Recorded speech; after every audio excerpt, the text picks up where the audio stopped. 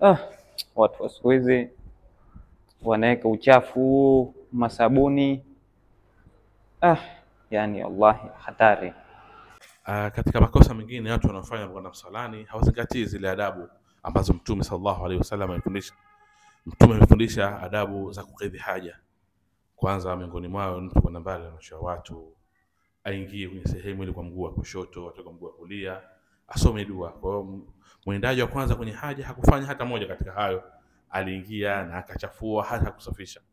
Alipokwenda wa pili, yeye alifanya haya mambo, alisoma dua, aliingia kwa mguu wa kushoto na akatoka kwa mguu wa kulia, na dua akasoma mwenyewe, kinyume na wa kwanza. Na kusikitisha kwamba yule wa kwanza yeye alikwenda mule, alikuta choo kisafi, akachafua, akaoga mule. Na watu mara nyingi watu wanakataza kuwa kwenye misikiti, lakini inakuwa wanakuwa ni wazito, hatujui kwa sababu gani mtu kujirani na msikiti lakini bado analazimisha kwamba yeye lazima aende akakoge msikitini, ambalo si jambo zuri kusema kweli.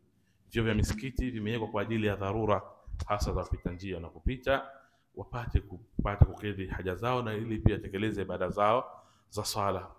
Sababu imekuja katika sunna kwamba mtu ajitaharisha nyumbani kwake, kaja kwamba man tatahara fi baitihi, atajitaharisha katika nyumba yake, thumma madha ila baitin min buyutillah, kisha kaenda katika nyumba miongoni mwa nyumba za Allah, yani misikiti. Kanat khutuwatu ihdahuma takhuttu khati'a, inakuwa hatua yake moja anatembea kwenda msikitini na kufuta makosa, wa ukhra tarfa'u daraja, na nyingine inampandisha daraja. Kwa hiyo ni fadhila hizi, watu watie udhu majumbani kuliko kukimbilia kuja misikitini na kuja kuharibu pengine mavyoo ya misikiti. Tuachie misikitini, tuachie wale wanaopita njia. Wallahu a'lam.